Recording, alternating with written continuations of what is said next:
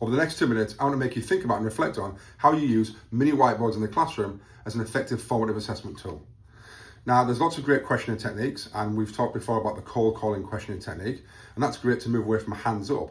But still with cold calling, you're still eventually selecting 1 or 2 students to answer the question, so you're only really getting the answer from 1 or 2 students, even though you're making everybody think. But with mini whiteboards, what this allows you to do is to get everyone to write an answer. So that means everyone has to participate, and you also find out what everyone knows, which is really, really useful.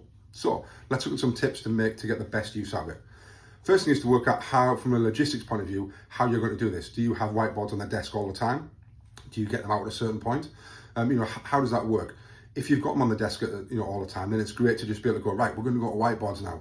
And there's no kind of transition between activities. Kids just get them, use them, and it's brilliant. Secondly, when students are writing their answer on, you want to find out what their answer is, not what their mate next to them's answer is. And what I mean by that is, if you're just allowing students to just have it on the board and write their answer, I can quite easily look at the people next to me and copy them and then write their answer on my board. So you want them to almost kind of hide their board a little bit. A bit like if you were in a quiz, you wouldn't want to give the answer to the team next to you. So you almost hide your board. Second stage is when the answer has been written, get students to hold it next to their chest. That does 2 things. Firstly, it stops everyone else looking at what their answer is. But secondly, it's a ready sign for you to say, I'm ready. I've got my answer, I'm ready, it's next to my chest.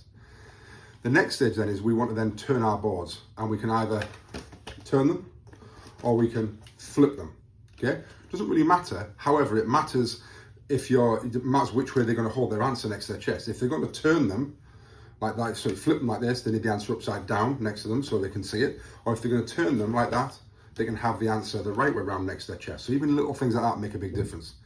Next, we're then going to hold the board still. 2 hands, hold it still either in front of your chest or in front of your head so that you, the teacher, can see this. This isn't just about checking, has everyone done this? This is about me being able to look at the boards and see the answers on the boards. So don't have students waving it like this, nice and still, hold it there. If you've got 1 answer, let's have the answer written kind of big, right across the board, not in the top corner.